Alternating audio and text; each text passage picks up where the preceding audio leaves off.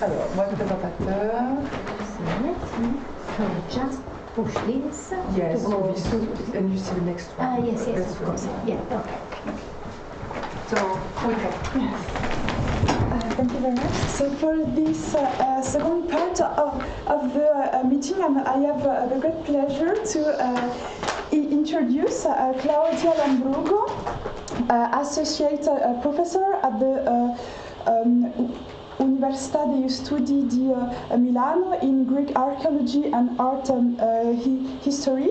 Her principal research interests are the funerary archaeology, especially in archaic Sicily, the infantile world, with games, toys, and infantile death, and also the study of Greek and pre-Roman ceramics, with a focus on iconography and the analysis of context. Among her numerous publications, her last book was published in 2013 and is entitled Profumi di argilla, tombe con unguentari corinzi della Necropolis archaica di Gela. Her talk is entitled Stone Pebbles as Game Pieces from Sicily. Thank you very much. With a question mark. Yes, with a question mark. Because the point is this. So I'm particularly happy to present this topic because I'm not so sure that it makes sense. And so it's important for me to give this presentation and to bring up a discussion in order to know if it makes sense go on this kind of research or give up. Okay.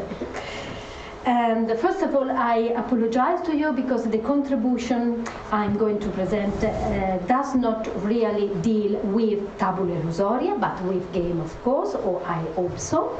But it might be inspiring, if it makes sense, in the framework of the Locus Ludi RC project.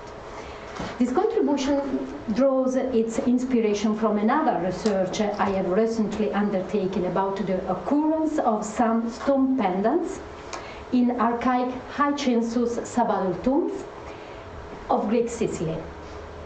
While studying the archaic necropolis of Gela, have you just known, I realized that a small number of Castelluccian means early Bronze Age in Sicily, early Bronze Age, so that means the 3rd millennium BC.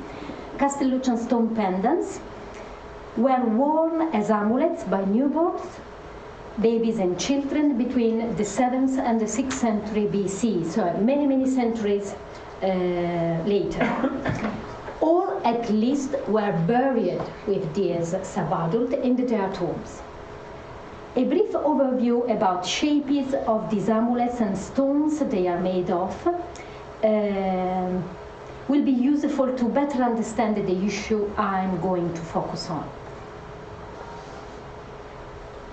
So this is one of these tombs of the archaic period, tomb belonging to a ragazzo, quoting from Orsi, which contains one of these amulets belonging to the early Bronze Age. Until a few years ago, there was only one study on Castelluccian stone beds and pendants. I'm referring to the one by Ornella Damo, printed in 1989. Today, with the contribution of a lithic analysis expert, Ilaria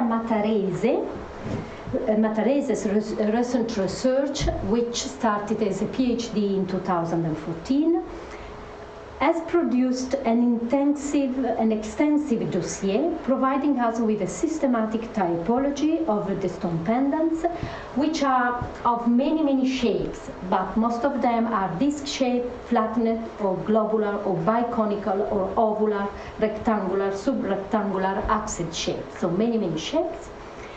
And this dossier, presented by Ilaria Materese in her PhD, also provide us with the lithic materials these stone pendants are made of. And the lithic materials are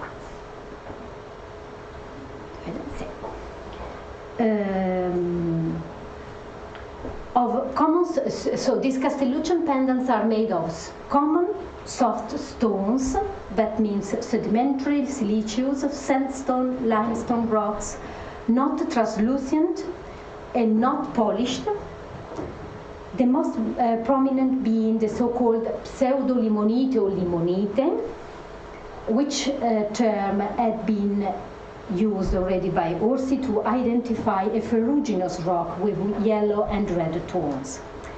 This first category of stone pendants made of this kind of lithic materials is complemented by pendants made with more precious soft stone, mainly alabaster and steatite, both translucent and polished, as well as sophisticated, masterfully handmade pendants featuring translucent or polished art stone, basalt, jasper, and quartz.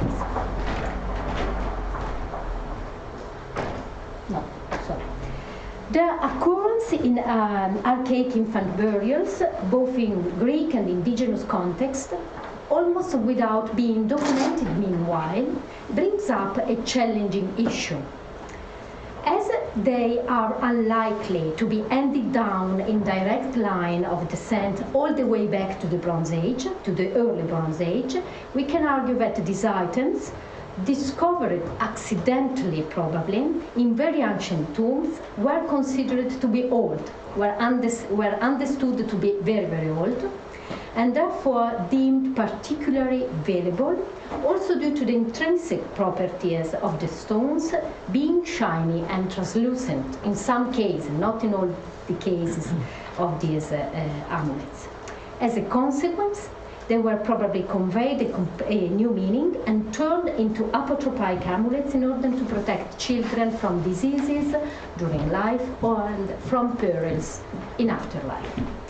In addition, the connection with the past and the control of the cultural imaginary linked to the previous era have played might have played a significant role as means to get and maintain the power by the elite groups.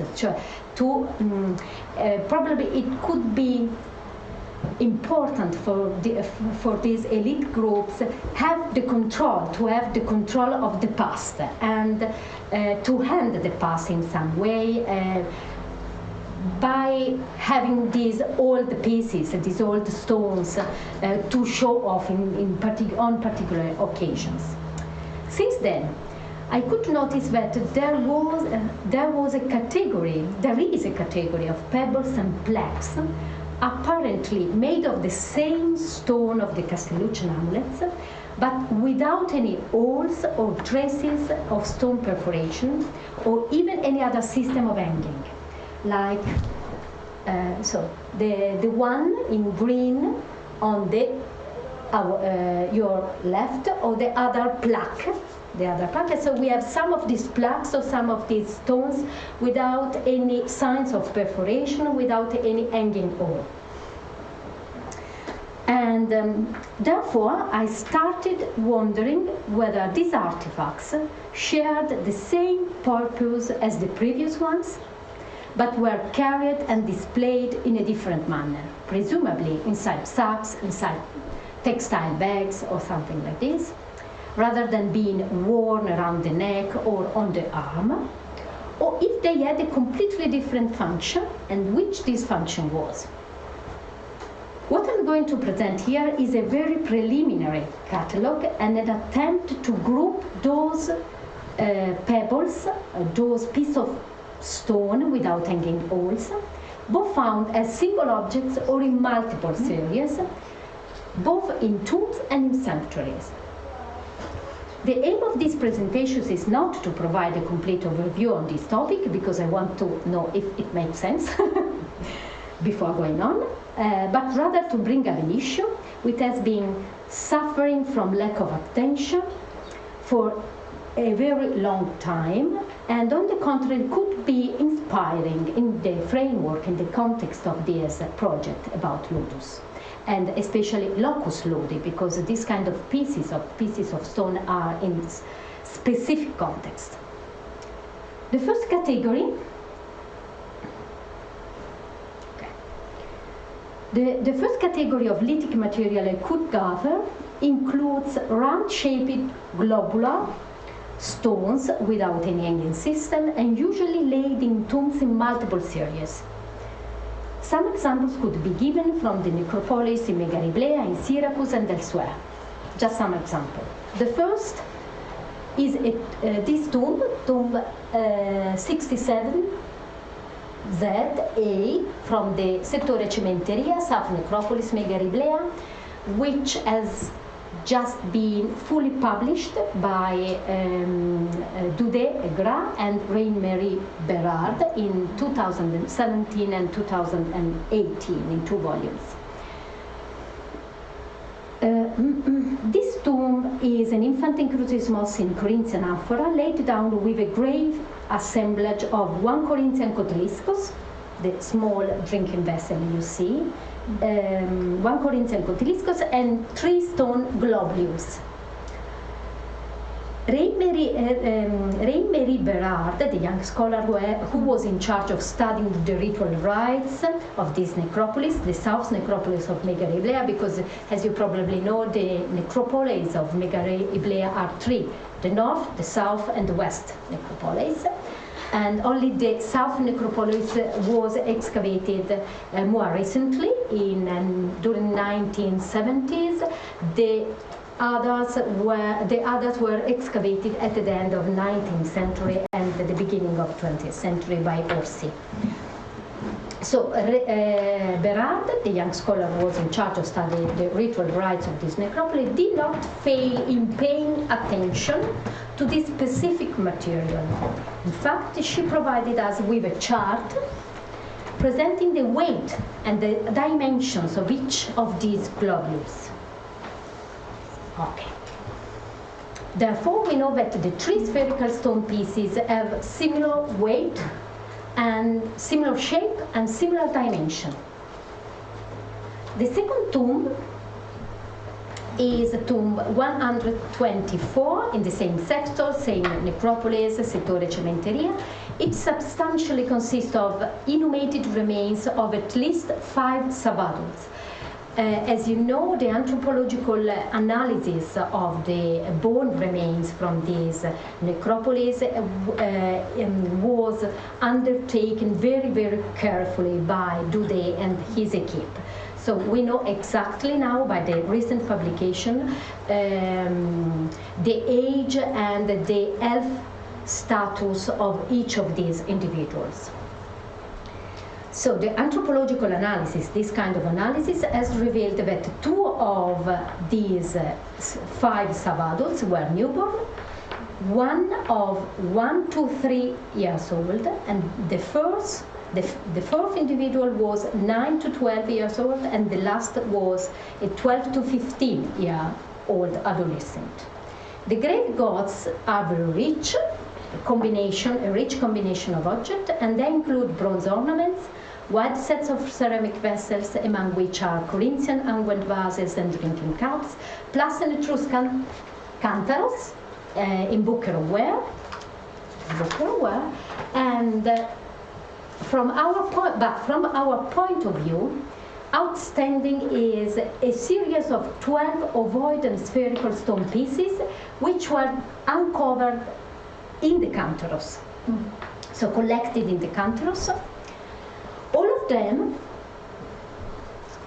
so in the picture you don't see exactly 12, but they are 12. They were discovered in the cantharos, so collected in the cantharos, and all of them are in the same white color, but slightly different in dimension and weight, because the second part of the chart reports all the dimension, the weight, and the dimension and the weight of the 12 stone pieces from this second tomb. And so you can see that the dimensions are not so similar, and also the weight is growing up. But the most remarkable feature of this set of 12 stone pieces is that they all underwent a lab analysis, whose main results are that the stone pieces are made of the same I'm quoting directly from the publication, which is not in Italian, in French, but I can't speak French. So, in Italian, calcite pura di origine geologica. I don't know if you can understand, but calcite pura di origine geologica. A very hard, translucent, and birefringente material, which had to be carved and smoothed in order to get the planet shape. And this is the graph, the result of this lab analysis. The lab analysis carried out at the same time by two different laboratories, the Centre de Recherche Interdisciplinaire d'Archéologie Analytique de Bordeaux and the Institut Géologique Albert de Laparaine de Paris, have outlined that this kind of lithic material is only available in two areas of Sicily, in the Licodia Eubea district or in the area of Capo Passero. Both of them are in southeastern Sicily.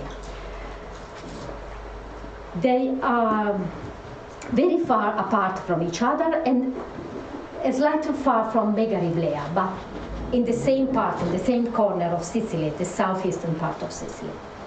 Unless an even more distant provenance from Apennine in Italy or from Greece or from Spain is to be upheld. The tomb is to be assigned to the second half of the 7th century BC.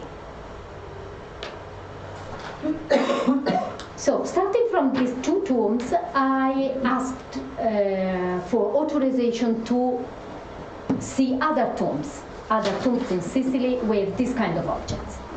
And so, particularly, so there is a tomb from Megariblea, but in the West Necropolis. The West Necropolis is one of those excavated at the end of the 19th century and only partially published in Monumenti Antichi, has preliminary notes. So I have already requested for the photo of this tomb, but not yet got it. And so, just to say, this tomb is 768, so 768, and is a I know about this tomb from the notes taken by Orsi during the excavation at the end of the 19th century, and is a multiple inhumation in a sarcophagus. We do not have osteological analysis providing high-quality data concerning the number of the individuals buried in the tomb and their age determination as we have for the previous burials. But just leaning on the excavator's notes, we know that at least 4 individuals were buried there. Among them, 3 might have been sub-adults. And great assemblages, assemblage is still abundant in this case with bronze, lead, and bone ornaments. But particularly notable are 4 palline di marmo pario, so 4 small balls made of white marble, which Orsi defines from Paros, found under the elder sub-adult skull, and together with these 4 small balls made of Parian marble, 15 ciotoletti piatti, quindi flattened pebbles laid in an angle of the sarcophagus. But I'm sorry, I haven't got the pictures I have requested yet. But we may mention also the Encutrismos on display in the slide 179 from the Fusco Necropoli in Syracuse with a scheletro di fanciullo di pochi anni, skeleton of a few year age child, quoting from Orsi in Notizie Scavi 1895. The grave assemblage in this case includes a Ionan cup, 7 shells, 2 bone axis-shaped amulets, 1 bronze ring, and finally 5 ciotoletti sferici levigati, quindi 5 round-shaped pebbles. That means, the tomb dates to the 6th century BC. A last example The last example is tomb RO 1628 from Pesta Vecchia Necropolis in Imera. It still deals with an encutrismos of a fetus or a neonate in a stamnoid pyxis of local production. Also in this case, the osteological analysis wasn't undertaken, but the excavator are quite sure that it deals with a neonate or a newborn, because the vessel for the encutrismos is very, very small. This kind of stamnoid pyxides are usually used for very, very small children. I have some of these vessels also in the necropolis of Gela. And inside the pyxis, a black cup and 7 globular white limestone globules were uncovered. The globules having diameter from 1.5 centimeter to 2 centimeter. The tomb is dated between the end of the 6th and the beginning of the 5th century BC. Based on the evidence gathered until now, I have many other tombs, but I chose to present this tomb for this first category of stone pieces. So based on the evidence gathered, these tombs seem to share the following elements: a chronology between the 7th and the 5th century BC, and their belonging to sub-adult individuals of an elite ruling class, as attested by the presence of rich ceramic and metal grave goods. They all have sets of multiple globules, whose dimension and weight could be similar. And also notable is that the lithic material they are made of is often not a mere pebble gathered everywhere, but a more precious stone, such as a translucent calcite or marble, exactly as in the case of the above-mentioned amulets, and providing this kind of more precious stone must have required a measured effort and a more sophisticated, masterfully and handmade production. So it was not just the case to gather these pebbles somewhere along the rivers, but they had to provide this kind of materials with a measured economic effort. The association with sub-adult burials makes it possible that the globules were game tools, marbles perhaps with biglie, but it may not be excluded that they were deemed particularly valuable also due to the intrinsic properties of the stones being shiny and translucent. As to the brilliance and the translucence of the stone, we could, with due caution, refer to what Véronique Dasen, Marco Giuman, and other scholars brought about the power of specific, unusual-looking or shiny stones to give the evil eye of the evil eye of the Bascanos away, thus blocking or interrupting the visual contact between the curses and the victim.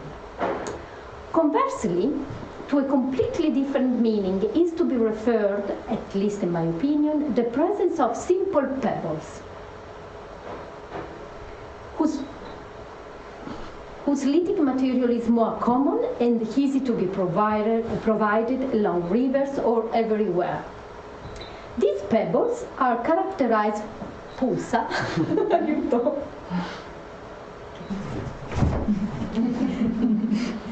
These pebbles are characterized for being often of different dimensions, so not similar dimension as the previous case, but different dimensions and shapes, for having more flattened surface, for being totally nature-made without an intervention by someone.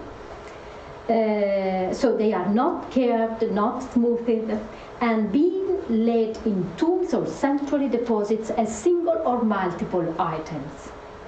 This is exactly the case of this tomb on display, tomb Z24, from the same South Necropolis in Megariblea we have started our discussion from. And another interesting tomb is one from Pezzino Necropolis in Akragas. The first is this one, is a multiple inhumation of at least 6 subadult individuals again in lithic sarcophagus. And so the lithic sarcophagus was for sure reopened and reused several times between 630 and 580. He doesn't like this line.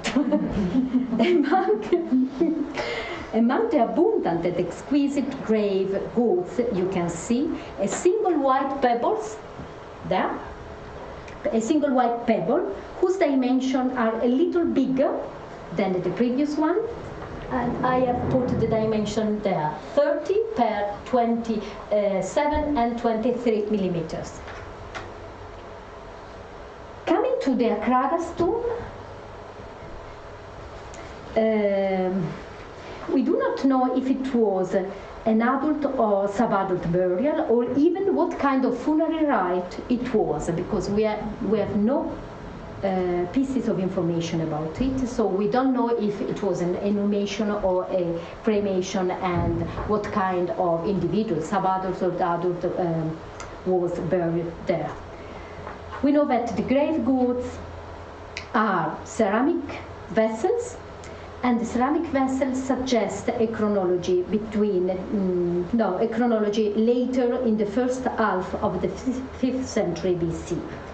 On the whole, it is worth highlighting the presence of 2 big pebbles of different dimensions and color inside the tomb. Equally significant might be that some of these mere pebbles, more flattened in their surfaces and sometimes differing in dimension, were discovered in sanctuary deposits of Greek Sicily. That is the case of the layer 1, dating between the second half of the 7th and the first decades of the following century in Prediosola Sanctuary in Gela, the one I mentioned yesterday during our lecture, so that one in right position today, yesterday was in wrong position in the map.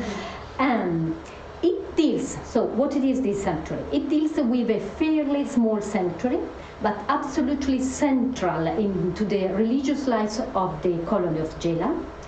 Actually, it was one of the very first to be activated, together with the cult on the Necropolis and the famous Tesmophorion on Bitalemi hill above the mouth of the river Gela.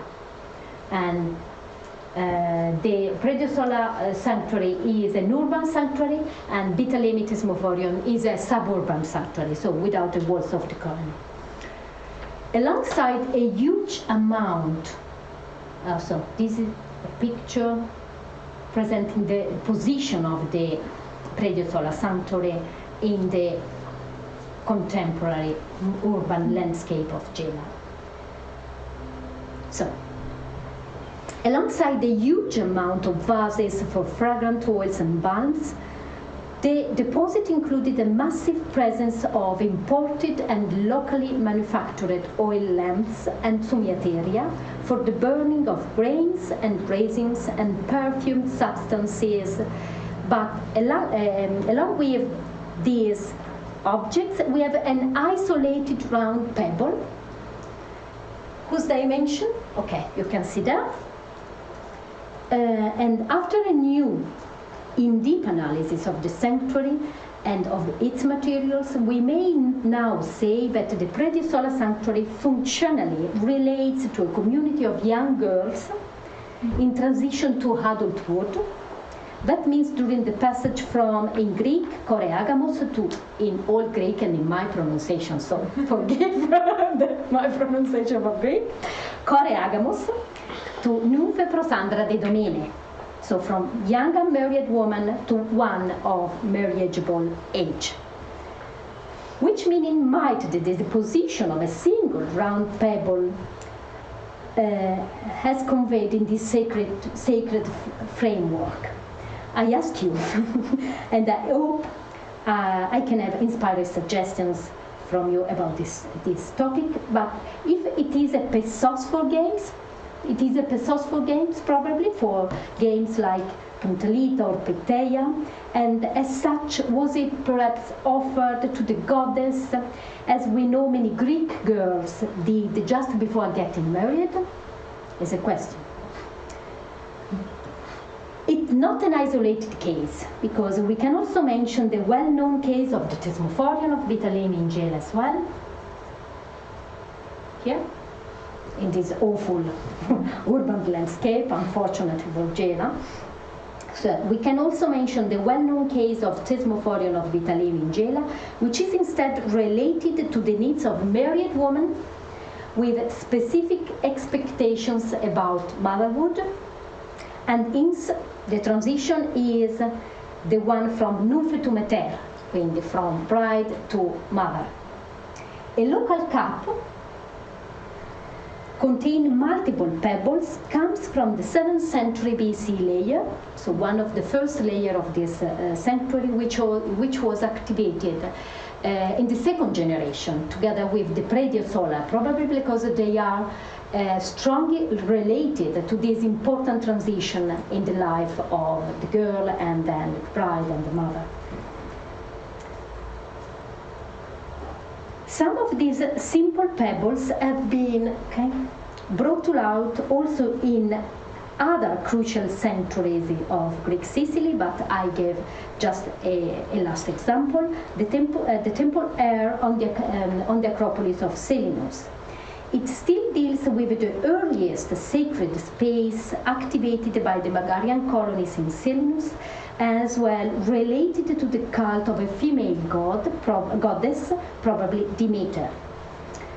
So I can't say nothing else but by now about the sanctuary, because the archaeological excavations are in progress by the University of New York, now in cooperation with the University of Milan. But I'm absolutely confident in successful results by reading carefully this context, because I have already seen many of these single pebbles in specific deposits. Starting from the gathered evidence, it seems to me that some suggestions are now coming up about these ambiguous objects. The field is insidious, in my opinion, as being a toy is a potential characteristic of all objects within a child environment. But this transient toy stage should not be irrecoverable or invisible in archaeological terms if the role of children in the depositional pathway of the objects into the archaeological record is very well reassessed. Many thanks. Yesterday, so I got from my mom the picture of my niece, who seems to have just discovered the pleasure to play with little Pebbles yesterday. Very nice.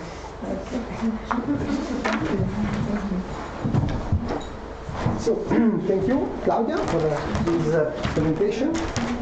To sum up, this presentation starts from some Castellician pendants found in several Greek tombs in Sicily.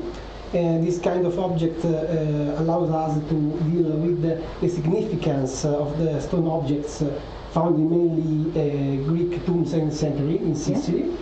And we find different typologies of objects: globular, plano-convex, ovoid, spherical, from different places like Megara, Syracuse, Gela, and Selinus. The question is, can we give also to those stone objects a ludic value? To some This is my question, yes. Yes, this is the big question of the this is the speech. point, yeah. And so now if there are some questions or remarks to Claudia, I have one. Because it's interesting from my view, is there similar of globules objects made in a different material from the other context in Sicily, like this you showed. Globules made not of stone, but in different materials. And Yes. there is some correspondence in the weight and dimension of different objects. So I know that the Megaribleia necropolis has some grave goods with bronze globules, set of bronze globules, full of bronze, but I haven't seen them yet. I saw them just published in Ludi and Bra's publication about Megaribleia South Necropolis. And it would be very interesting if we could compare the dimension and the weight of these bronze globules with the stone ones. And probably if we can go on, if you say to me that it makes sense, I can go on collecting the data and having a large, as large as possible database of these globules made of stone, made of bronze, and to compare the dimension and the weight, and also if there is a combination of numbering, because as you have seen, I have 3 globules in the first tomb, 5 globules in another tomb, 12 globules. So I can't see by now, for now, a number combination recurrent, and probably it takes time. But before going on, I want to see. I want to know if it makes sense, because we have these globules without any flat surface, so they are thought to run, and we have. And my first impression is that this kind of globules sometimes are made of precious stone, not just collect along the river or something like that. And then we have the pebbles, more flattened, and which are something different, but they are both in tombs and in sanctuaries. And probably they are piece of game, or in the biography of these pebbles, there was a stage as a toy, probably, and because especially when I see that I have one pebble in a layer of a sacred deposit, it can be an offering by a girl, an offering by someone, but the excavator, even nowadays, tend to get rid of them, because it's very, very difficult while excavating to understand when you face lithic materials, if they have a meaning or not. It's even in our excavation in Puglia. I'm responsible for the material archive, and I tend to collect and to preserve all the lithic material, because I'm sure that after a long time you can understand that these lithic materials have a significance. They are not just stone. Yes. You know the paper by Dasen in Kernos? No. On Lithica, offering of Lithica in sanctuaries, but No. Raw lithics, Yeah. but raw corals as well. Yeah, and so yeah. on. It is in Kernos, 2004 or something like this. Kernos, Public 2000. or privé, it is online. Yeah, okay. And it is Isabelle Tassignon, Yeah. Tassignon. And she collected materials. It could be interesting for you to cross. Yeah, to cross, But yeah. it was more about offering raw stones, so unworked stones. Yeah, unworked stones. Exactly. Yes, So yeah. but could be Because part of the in the prediosolar first layer, there is also a rock stone, yeah. whose meaning wasn't interpreted by the excavator, but I know that there was this kind of rock stone. Then, of course, it depends if it is an isolated stone, it's more or less big but translucid and crystal-like, because recently I have been working on milk stones. You know, milk to produce stones to produce milk, which have a long story and many variants. And looking at these, but it all depends on the context. Look at them again. Why not have such a stone in the tomb of a newborn? Yes, of course. Even if they are in a multiple series, But it depends on the quality of the stone. And so the point is that it's very, very important to undertake lab analysis of the material, because you can... But also the appearance. The appearance, it is shiny, translucent. Why not? It could be also bad. But within your group, you can have also pebbles you used to play with, like your so nice niece. Yes, it reminds us all the happy moments in life. First collection. First collection. It was fine at the anniversary. I was thinking yesterday when I got this picture by my mom. So lucky you, little Liz, that you have just to play with stone and not to understand the meaning of the stone. Yes. How old is the niece? 1 year. Yes. Question? I don't know if it would be useful for you or not, but reminds me something that we have in Egypt. In 2 tombs, to my knowledge. One is the tomb of Ra that has been excavated by Schiaparelli in Deir el Medina, so 18th dynasty. The other one is the tomb of Madja, a woman, 18th dynasty also Deir el Medina. And both of them have a collection of pebbles in their tombs, in baskets. And I'm just checking for, it's not the good glasses. In the tomb of Ra, he has 37 pebbles together with inside the basket. I will give that to you. Yes, all the details. They come together coral pots. We don't understand what is the link between the two. And in the tomb of Madja, the woman, the stones are pink and blue, I think. Pink and green together with fruits. And one of the fruit is painted in blue. And it has been interpreted as magical. But we Egyptologists, when we don't understand, we say magical. The same for Greek anthropology. Magical and ritual. Magical and ritual. So, I mean, I don't know if it can help or not. I have to say I have not thought at all about gaming for this, but... especially if these tombs are published. And so I can give some. It's a bit difficult because they are very old. Like for the tomb of Ra, Schiaparelli has published, I discovered it in 2006, and he has published it, I think, 25 years later, just by memory. So it's like, voila. And the tomb of Madja has been discovered by Bruyère, and it's not, I mean, it's precise enough to have ideas and, but I mean, it's really like, it made me think with especially the last one with the earlier.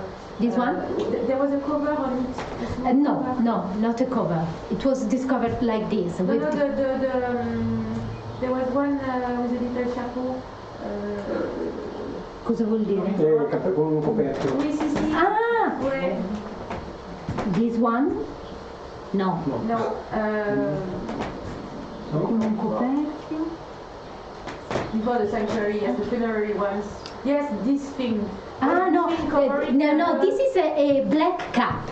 A black cap, not a cover. I understood the cap, but it's a cup. No. Okay. It is a little cup, high standing, with a high standing, but the high standing is broken, and the small spherical stones were discovered inside the cup. So sometimes these multiple series are collected in a ceramic vessel or also in other containers, but in ceramic vessel. especially in ceramic vessel. And as a matter of fact, from the to be honest, from the sanctuary of Vitalemi Thesmophorium come also some pebbles which were painted with brown spot, but I have no picture because it's a work in progress. So, and this collection of painted pebbles were as well discovered, collected in a local cup, a local painted cup. But you see, what you do is very important because it raises also the question of what kind of play do the children? Yeah. And we know these are not the standard board games, it is something else. And there are almost no traces, no written traces about them. Plato says children, as soon as they are together, they invent games. Yes, it was. I didn't say which ones. Yeah, but yes, of course. These are the ones. Yes. This is why I decided just this morning to use the picture of my niece, because there's no one explaining her how to play with these pieces. Yeah. So she just sat yesterday in the garden and so surrounded by all these pebbles and probably invented the play. Invented the play. Exactly. Yes. And the question? Yes, I didn't follow maybe, but you have a picture, the picture you showed before, the vases are upside down, isn't it? The vase is upside down? No, I don't think so. Sorry, I didn't follow maybe. This one? No. In situ, the picture in situ. There is the kylix, which are not in the right position, but so we can Okay, starting from now. Okay, this is the one. The last one? Questa no? Questa no? One more? Questa no? Ah, ho capito! Yes, I understood. From the Thesmophorium di Vitalemi. Most of the very rich deposits from Thesmophorium of Vitalemi have these. Yeah, exactly. This one on the right. This is a famous picture taken by Orlandini during the excavation in 1960s of this Thesmophorium in Gela, because one of the earliest layers of this sanctuary was full of these cuts upside down. Okay. Because the cult is for chthonic. Interesting. Yes, but those one have pebbles inside or not? No. Okay. No. I remember that in Malaysia, maybe it can be helpful. In the sanctuary, it's not the one of Mauritius, which Kazanov just excavated the last years, but an older research where they have a lot of small pots upside down as well, and they are in group of, if I remember, 9 or so on. And there but are most of the Thesmophoria in South Italy and in Sicily reveal this kind of deposition, this kind of deposit with vessels upside down. This datum is well known for Vitalemi, for other, for Agrigento, for Parapezza, that is Thesmophorium of Parapezza in Calabria, Locri, where you can find this kind of ceramic vessel upside down. And it's always the same kind of ceramic, or and they are drinking cups. They are usually drinking cups, and most of these drinking cups are locally made. So they couldn't be the same kind of production, but they share the local production. So they are always a local production. Thank you very much. Another question? Just popped up in my mind. In the case of sanctuaries, could the stones, like only into quotation marks, be like ex votos? I mean, it makes me think about, of course it's not related, but it's an example I have in mind of the Jewish habit to deposit a stone on the tomb, one after the other, just to embody the prayer. couldn't it be again only this without being linked to games, especially in the case of sanctuaries, or is it totally out of the frame? We don't have any pieces of information about this kind of label in Greek. It might be, but we are absolutely without instruments, without means to understand. Otherwise, we know that girls, just before getting married, use to leave their toys, leave their dolls, and all the game tools in the sanctuary, dedicating them to the goddesses, whose protection they are requesting, whose protection they are looking for. Other question? No? My question about the technology. For you, these are counters or tokens we can you used to define? Because it's a terribile. I don't know. Also, no, dunque, counters. So my hypothesis is that one stage in the biography of these objects could be a toy stage, and so they are probably widely to be defined as tokens, but in their biography we can't exclude that they might be also a toy pieces, a game piece. That's Ludi cheat. I didn't. I just came now from my lecture. But you know, of course, you probably know the gaming finds from the Etruscan cemeteries around Bologna, Messina, and Spina. And I made a whole list of the gaming finds of all these graves, and I will present a paper next week in Bologna about these finds. And in these Etruscan graves, sometimes you find pebbles. You find pebbles, sometimes associated with dice. Sometimes clearly distinguishable in color. So you have, for example, gray pebbles, a set of gray pebbles and a set of white pebbles or something like that. And sometimes reworked pebbles. So pebbles that have been reworked to have the shape, to get the shape of counters. So obviously, in some cases at least, in the Etruscan graves in northern Italy, these pebbles were probably used as counters in board games. Not in all cases, because there are also some ensembles of pebbles of all kinds of shapes and colors, and just a mix of. This is exactly the distinction I have made.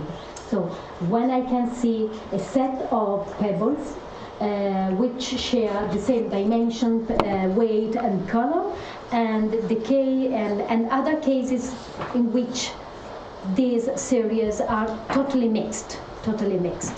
But there are some, I put a slide, but I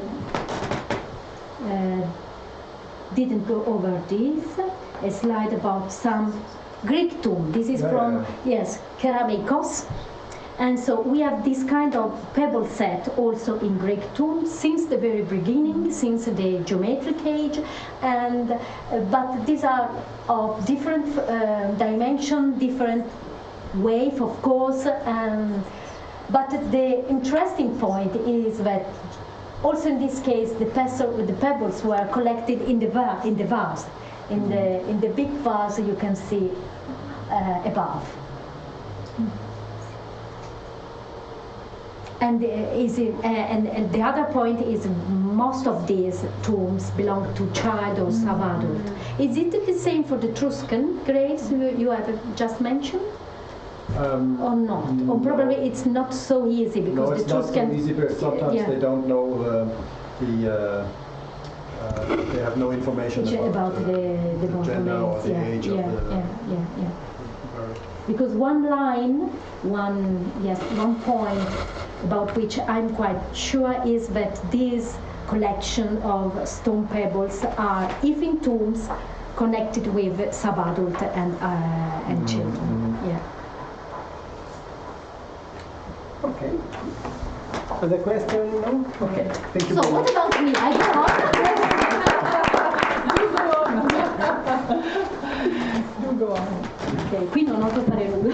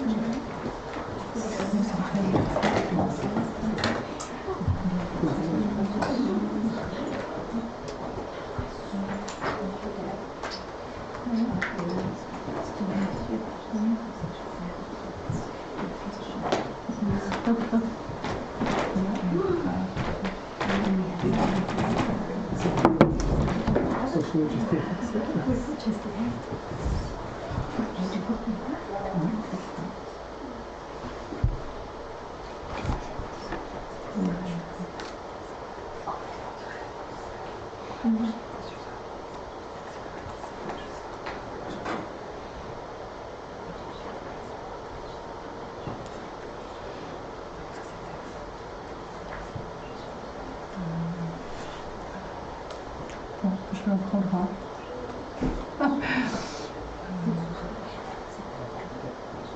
Je vais pas s'ouvrir, ça fait bizarre. Ok.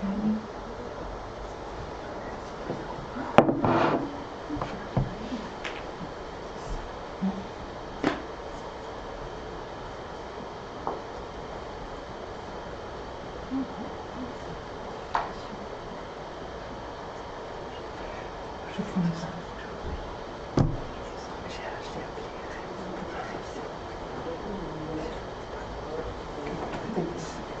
Okay, so I am very pleased to introduce now Professor Véronique Dasen and Fabio Spadini, who will give a talk entitled Board Games or Divination Boards. So I think it is no need to present now Véronique Dasen, who is a world-renowned researcher, a professor of classical archaeology at the University of Fribourg, and since 2017 the project leader of the very important project ERC Advanced Grant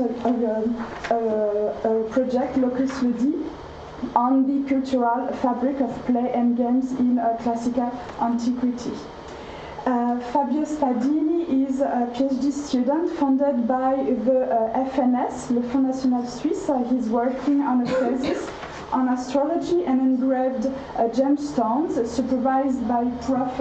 Véronique Dasen and Prof. Nagy from Pécs University in Hungary. And his research area concerns ancient glyptic, magic, and the history of science from Antiquity to the Middle Ages. Merci. Thank you very much. What we will present is again work in progress in the team that we want to share. It's not a definitive results, but ongoing reflections. We could have formulated the title differently. We could have said that we will investigate the alternative use of board games. Are board games are only used to play or else?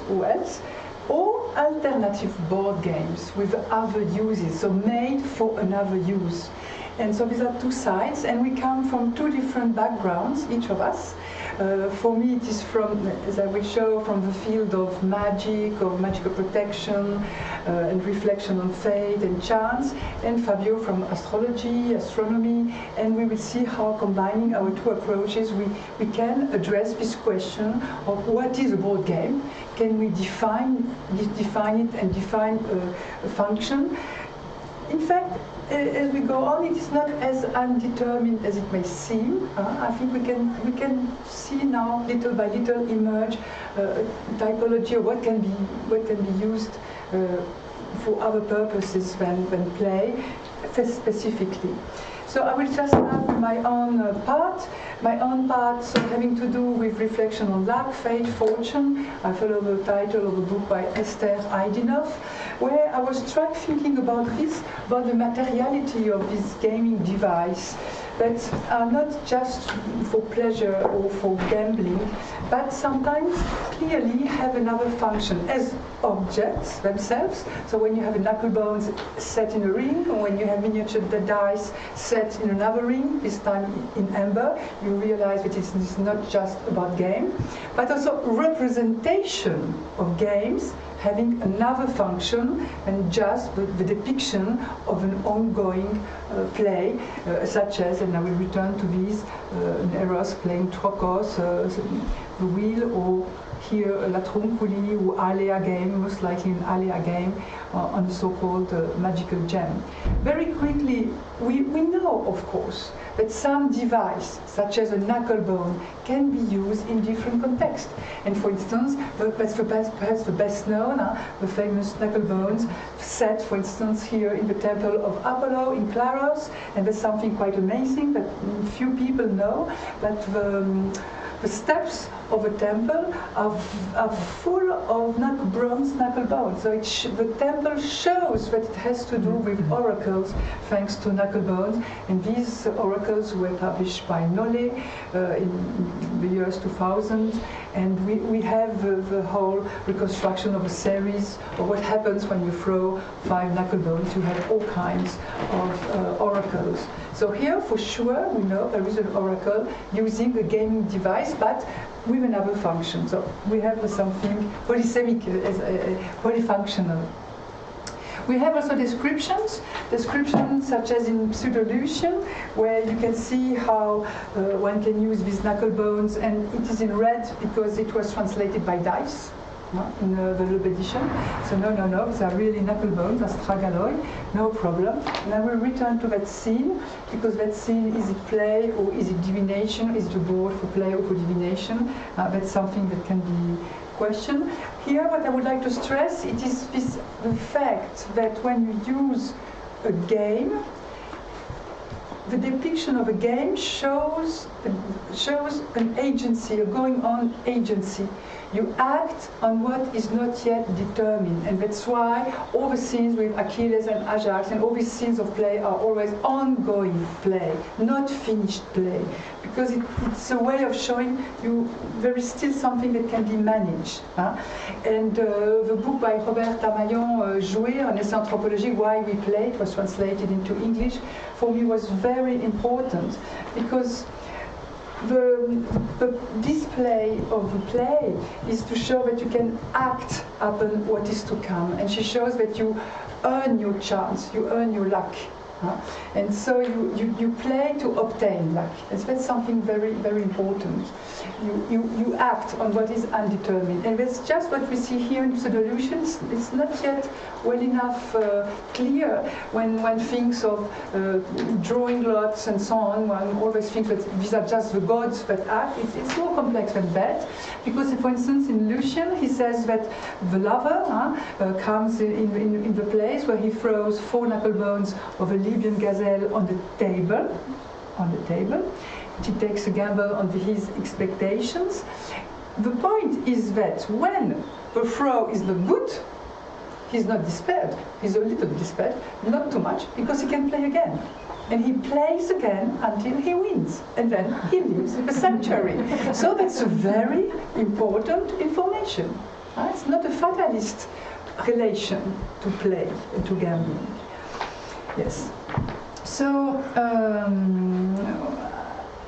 that's why we must think of the use of tables, not just for play, but also for, indeed, divination. Now I just quote the Princeton entry for this beautiful Italian vase that is in Princeton. 2 satyrs practicing divination with drafts, so drafts should be eliminated.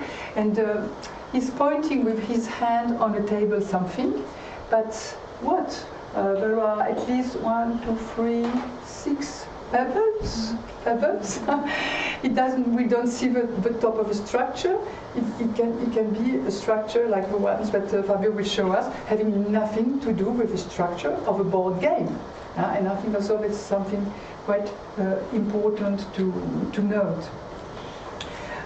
Just to let you know that among these ongoing discussions, there is this recent book by Parker and Mackay, edited in 2018, Material Approaches to Roman Magic, about rubbing and rolling, burning and burying, the magical use of amber in Roman London, where the author describes an amber dice in amber. Because what I said about knuckle bones, and we had already a short discussion about what is the difference between knuckle bone, what is dice, cubeia, what does it mean really, gambling or not.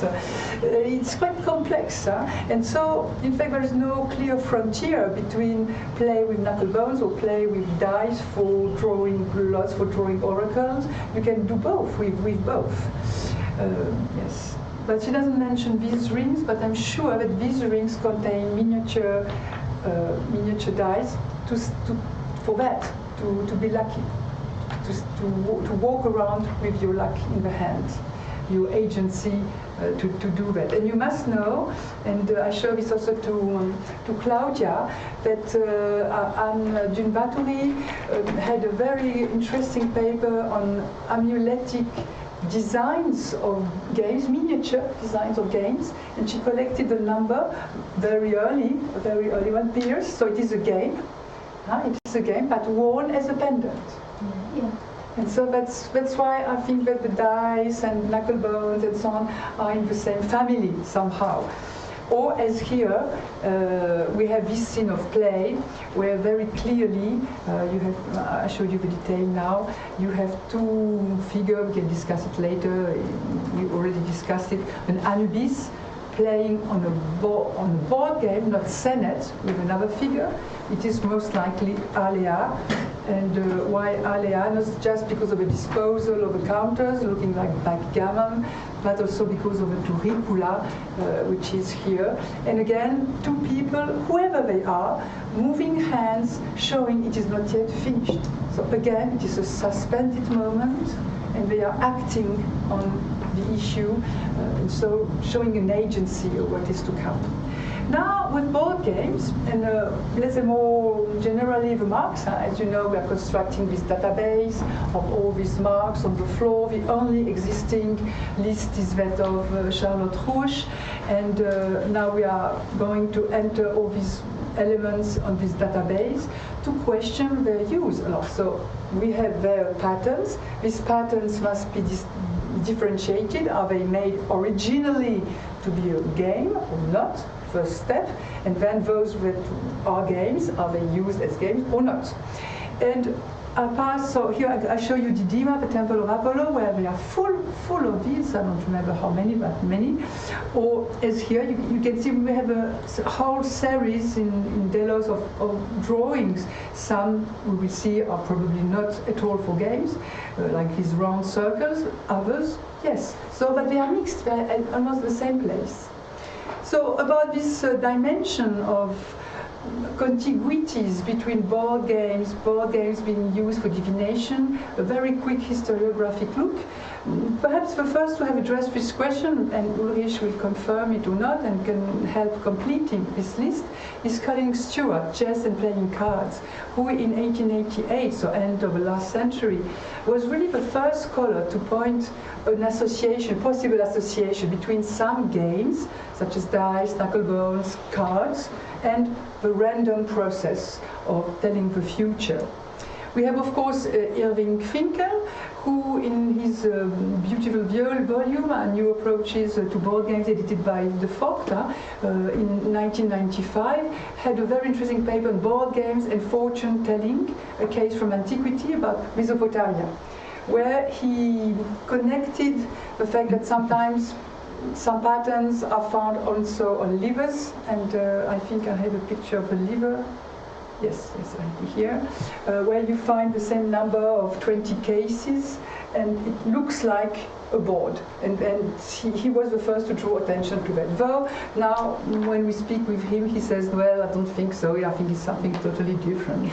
And Meyer took on also this approach in 1982, un Lebermodell oder Spielbrett, asking whether these were used to play or for divination. So there are some materiality, some material objects that look like both, and we must decide what it is exactly. And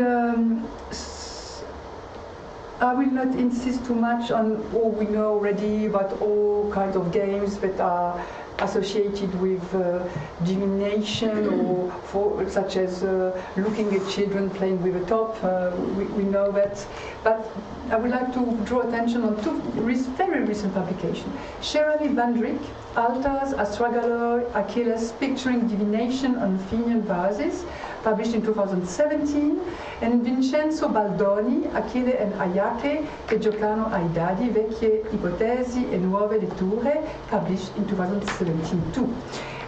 What is it about? So Jeremy Bandrick goes back to this very ancient view that these pictures of Achilles and Ajax do not show two heroes playing.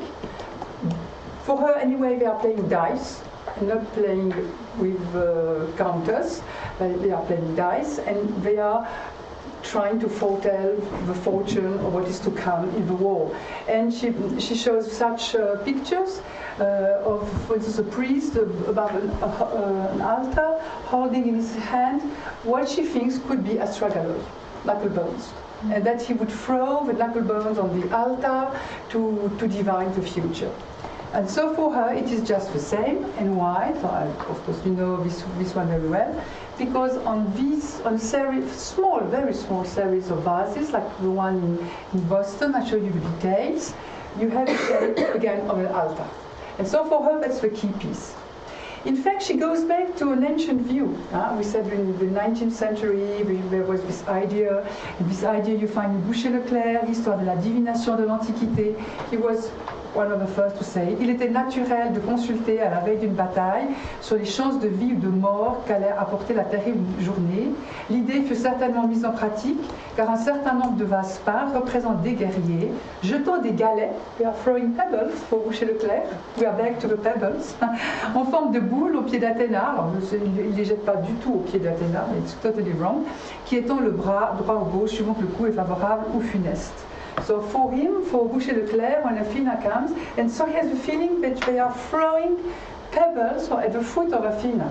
But it's not the pictures show something else. Gustav Koerte, also in 1877, La presenza di Athena, rivolta con gesto vivace. So she's showing who will win.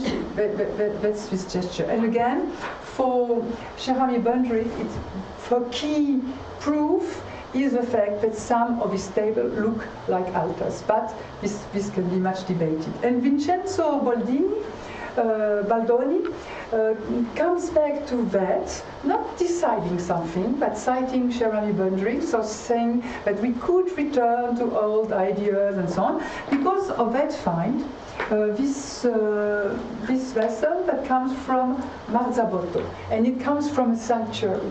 And this is very interesting because for him, again, we have an altar, well, like a column, and they are playing, the two Achilles and Ajax are playing there. And for him, they are doing something like the young boys here, the young boy here, showing the liver, we're back to the liver, to a soldier who is leaving. But it raises this major methodological question. It's all related to the place of the find.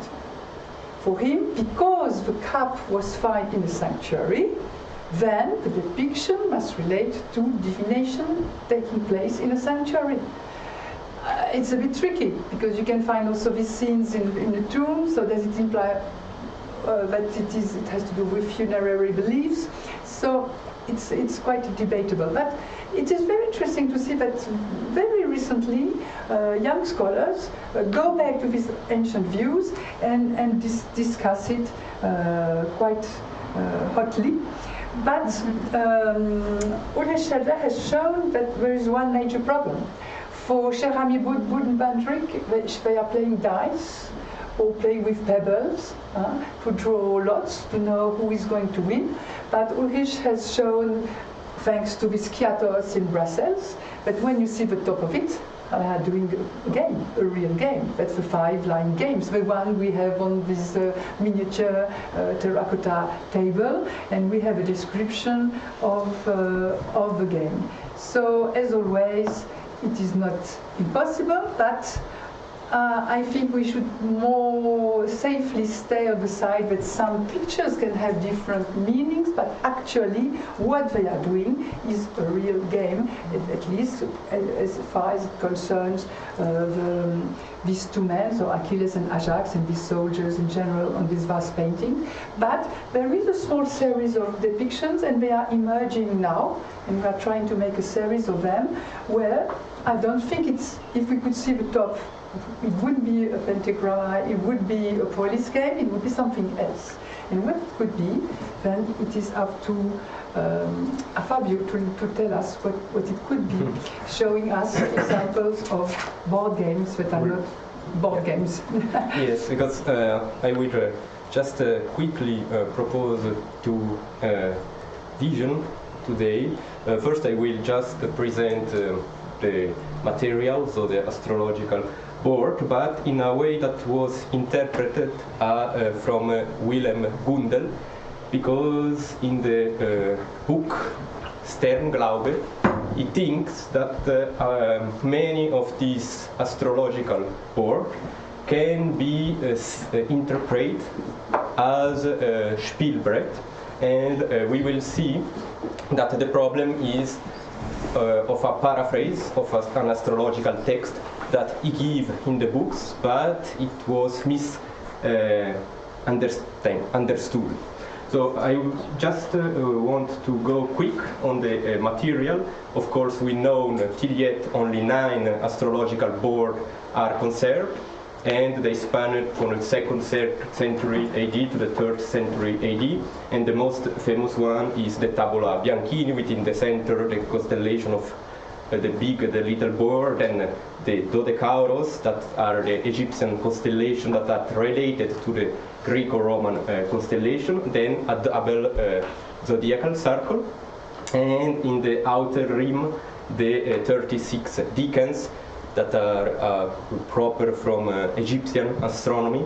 They are linked for each 10 degree for each zodiacal signs, that is 3 decans for each zodiacal signs, and then the planets. And a second marble one is the disk of the Resi, and this is quite interesting because till now it was always described as a disk, but I must thank Professor Joachim Quack that has found, provided me with the real photo of the astrological board. It's in IFAO in Cairo, and this is what it looks like. So it's really near to the Tabula Bianchini. We have in the center Helios and the moon, then the Dodecauros and the zodiacal circle. But what is interesting here is that there is this sort of line in all the 4 angles of the board. That means probably it were inserted in some structure and kept in a temple for horoscopic of under kind of, even for divination, of course. Then I will now go more quickly on the others. The Nakovana board was quite recently discovered. It's in ivory and is the most ancient one. It comes from Croatia, and only some fragments, the one on the top with Cancer, are preserved. Then, of course, the most famous, the diptych of Grant, with the zodiacal circle, the decans, that was used mostly for medical divination. And then we have some glass one, so the Tanis zodiac that is kept in Paris, and the Dutch disc, where only the decans are preserved. But what is interesting is, as I told before, 2nd and 3rd century AD all are dated because it's the moment where horoscopic consultation was the most present. And of course, it's especially interesting to see a passage of Plutarch where he said, beside being a philosopher and a mathematician, had applied himself to the art of casting nativities. And it's interesting to see that the art of casting nativities is defined as the inquiry of the tables, or the pinnacs. And that means that it was quite frequently used because it became a way to describe the act of horoscopic astrology.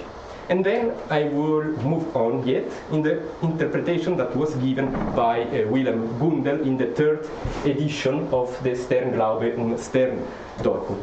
Because he gave a paraphrase of an astrological passage that we will see later, and he told that in this Spielbrett, so especially speaking about the Tabula Bianchini that we have seen before, the astrologer take a dice cup and he put 2 dice that represent the lot of diamond and the lot of destiny, and he throw it on the astrological board in order to put the 2 lots in the position of the nativity of the client.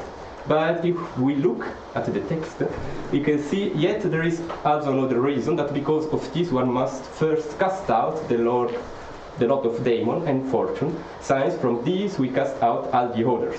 And so we could not cast out the rest without these being looked at.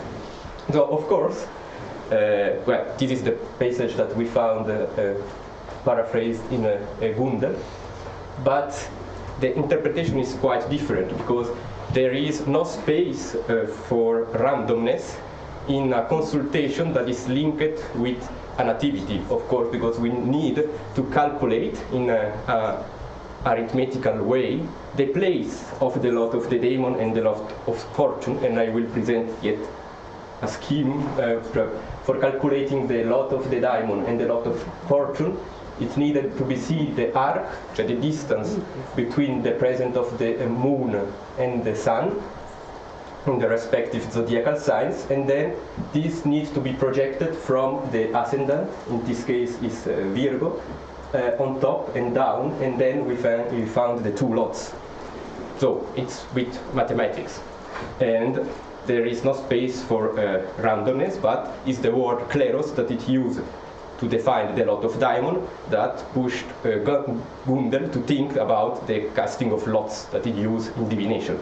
Anyway, his interpretation cannot be completely ruled out if we look at a satirical epigram in the Greek anthology, because it says Calligenes, the husbandman, when he had cast the seed into the land, came to the house of Aristophanes, the astrologer, and begged him to tell him if he would have a favorable harvest and great abundance of corn. Taking his small pebbles and throwing them on a board and bending his fingers, he said to Calligenes, and then he gave the answer. Of course, this is a quite different type of consultation, because it's the famous question and answer consultation. And why he needed to throw the small pebbles that most probably were 7, 5 for the planets and 2 for the 2 luminaries, because in that way he is generating what he would interpret as the state of the heaven at the moment that he needed to give the answer. So it's a more rural way to give an astrological response to precise questions.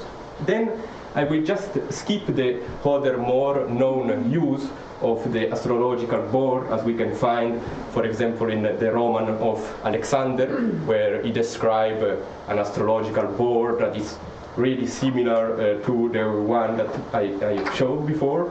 Or again, there is the third kind of consultation where the god comes and he tells the position of the different stones on the board in order to know the destiny. And I will come to another part of discussion. It's about what we have seen before, so the wheel patterns, and that are interpreted in many ways. First, the round marbles, the game hypothesis, and Ulrich Schedler demonstrated that this kind of game could not exist. But then there is, in fact, this view where they are seen as topos markers or even as Christian signs.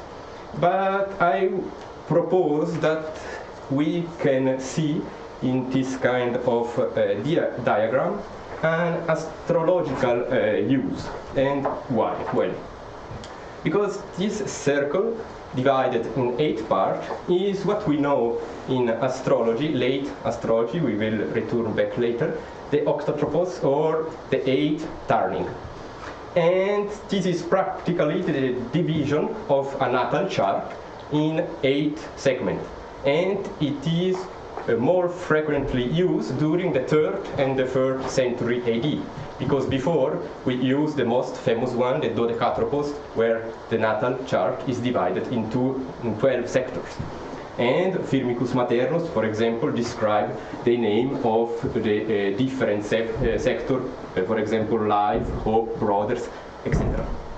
And we have a description of the use that is similar but not so similar in Nonnus, where it says, Astraios covered the surface of a table with dark dust, where he was describing in traced lines a circle with the tooth of his rounding tool, within which is inscribed a square in the dark pages and another figure with 3 equal sides and angles.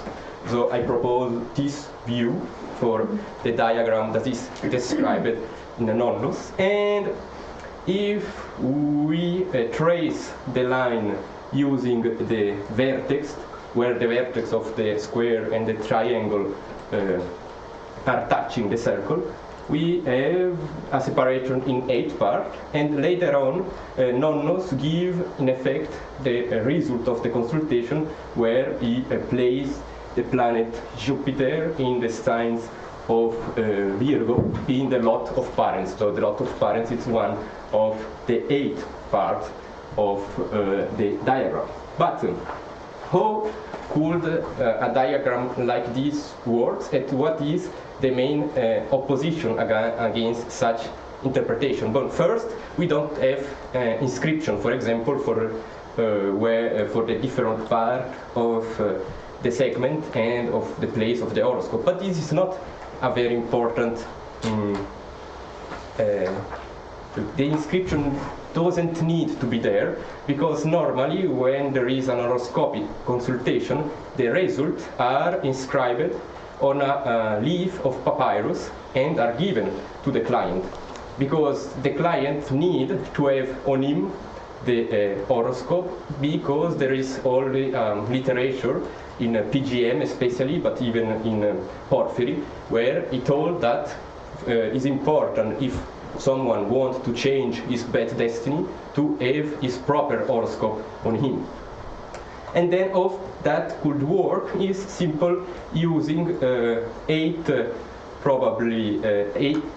or 8 stones, but not random stones, stones related to planets, because as we know in astrological literature, each planet is associated with a specific color. So black for Saturn, green for Venus, and then white for Jupiter, and so on. And they can be placed on the different part of the diagram in order to give a consultation. But of course, this is only an hypothesis that is in a very embryonic state, I must say, because I need more proof, especially from more textual evidence for supporting this view. And yes, that is what I wanted to propose as an interpretation for today. Merci.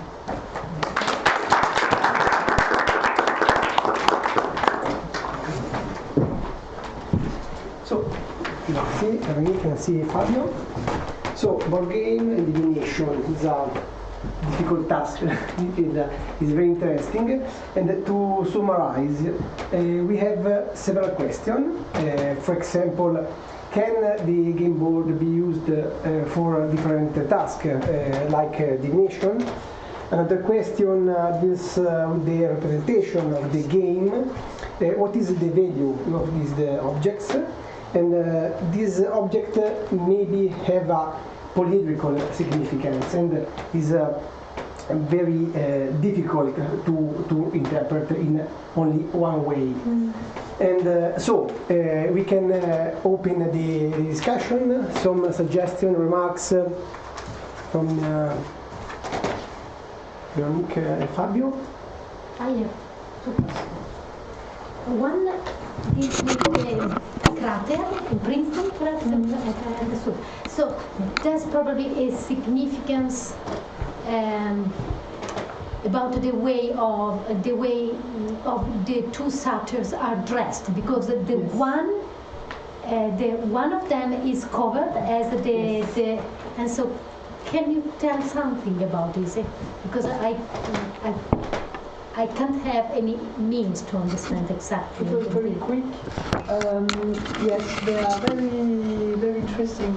One of them has the head covered, and this reminds us of priest, and so it would fit well with his seated position and pointing something. So he seems to be leading the examination, and that's why I was waiting also for the text of Fabio, because there is a description of throwing pebbles. He may be throwing pebbles, and as you said, it can be 5, 7, and that's why we would see many, and he would point the disposition of the pebbles on the table, whatever things.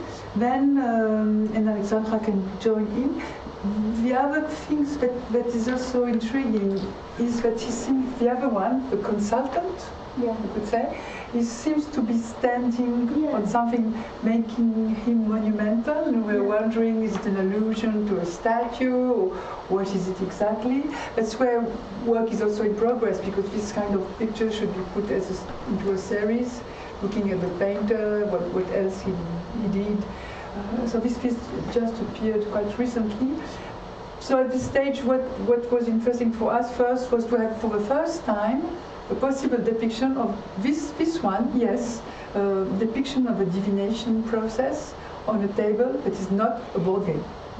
So that's the first step. Yes. Well, perhaps as a matter of fact, it is a statue. When it's standing on a pedestal, normally we think that this is a statue. Yes. So two satyrs, it's one satyr practicing divination. It's the one on the right side sitting in front of the statue. It does exactly what Pseudo-Lucian describes in front of the statue of Aphrodite, and there are other descriptions also of similar oracles done in sanctuaries, and of course you are in front of the statue. Yes. But this is one point. The other point I wanted to make is that I think that several interpretations are equally possible. We may also think, for example, of vase painters in ancient Greece who reinterpreted the scene or understood it in another way. Maybe they saw Exequia's painting and they thought it was a divination scene and not a gaming scene, and they painted it. So they painted an altar instead of a gaming table. So it might be a misunderstanding, or it might be an intentions reinterpretation, new interpretation of the scene. I don't think that we do not have to say all these representations should be this. It's or game or divination. I think it can be both. But at least it's not. I agree totally. One should be clear about it and not interpret them also as just throwing dice and hence drawing lots about the future and imagination of the future. This I think can be cancelled because it does not work. Yes. The significance of the bemata, if I can use a Greek word, is very, very interesting, and I agree totally with Ulrich, because so we know that if the bema is high or even more high, conveys different meaning, and it's also interesting to note that the priest, the satyr, who plays the role of the priest, is sitting on a small seat, but this seat is not on the bema, is crossing the bema. So it might also convey a significance, probably. Absolutely. It's very And what interesting. did fit well with Christian interpretation is this animated statue that we know. Yeah. The gods are alive. The statue of the gods are alive. The question? So, just to Fabio, I talked a little bit about the Tabula Bianchini in an article I wrote about the astrological chess of King Alfonso, because there he has a circular board divided into 12 parts, and in the parts of the zodiac and the 7 planets and everything, and he uses cubes and puts statuettes on the cubes, but the original objects that are used on the board are the cubes, different colors representing the different planets. So this is something to do with the showing an astrological nativity or something like that on the board. But I wanted to point to something else. The board you showed in Ephesus, the little round one. You know, I had the impression that there are at least there's an outer circle that is made that has a different origin from the wheel pattern, because I have the impression that it comes from moving a piece around in circles. You know, it's not carved like the wheel pattern. It's of another quality, and also the inner circle, which is not really a circle, seems of another nature. It has not been carved in the same way as the wheel. So maybe there was something. Perhaps they moved something in a circle around the board. I don't know. That was an idea. But I agree with you that it is possible to use these boards in the way you described. I think. Not all. Yeah, of course. Always. So Fabio, we can speak about Wheel of Fate when we have 4 cross line, because sometimes we have the wheel with cross line, but 3 cross line in, for example, in Tasmanian Basilica, in the Justinian context. So maybe a protopike science to put away the pagan value of the place.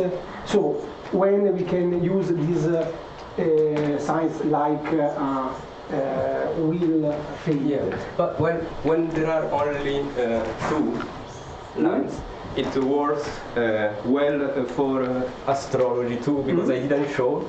But if you look at the synagogue in Dura Europos, you have only 4, and then all around you have the position of the planets in the different zodiacal sign. But the problem is that it's all carved in stone, so it's a personal nativity with only. Okay.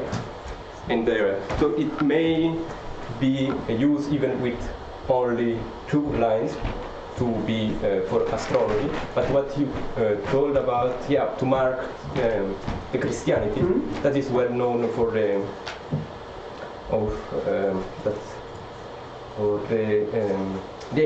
diagram of the celestial Jerusalem. That, if I'm not mistaken, is sometimes used to mark. To show a Christianization of a pagan place. Thank you. And for Véronique, going back to the Baldoni's book, what do you think about the term scacchi, chess? Is very strange. Yes. Yeah. Is Chess comes totally wrong. Yes. Yes. Okay. Because it's very strange to. Exactly. Oh, that's why we're doing this anthology, because it comes again and again. I mean, the words are mistranslated. Okay. Thank you very much. Other question? Claudia? Fabio. Might we be sure that the correspondence between the color of the pebbles and the planets, which you have referred to, is valid, is well known also for the ancient Greek word? Yes, it works. We have only two PGM, only two passages in PGM where each planet is associated with precisely a stone. But if you look, for example, in a lapidary, astrological lapidary, especially Damigeron, Evax, or the Orphaelitica, the stones that are associated to planets are, for example, for Saturn it's obsidian, and the Gagates, that is it's not really a stone, it's an organic stone, lignite. So this association between... It's valid for the Greek word. Yeah. Since the very beginning, do you think? Well, for this shared competence. For the first that speaks about the colors of planets, it's Plato.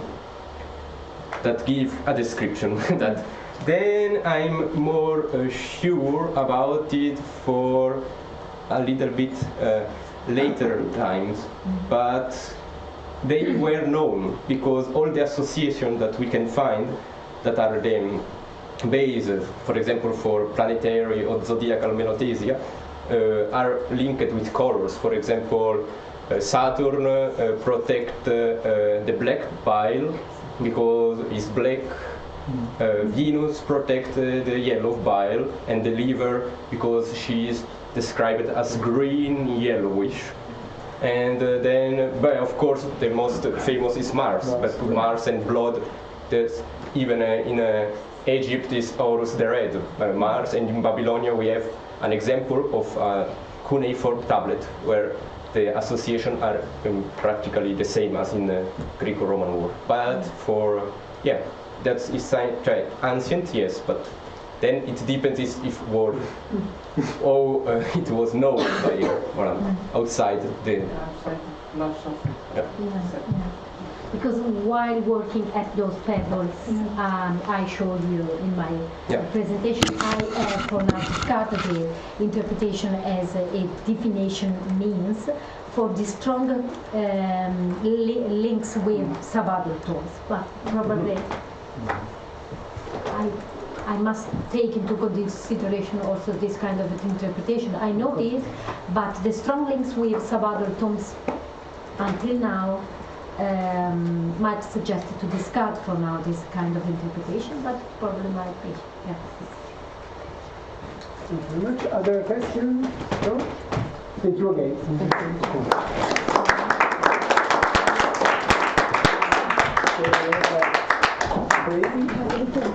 Have a little break.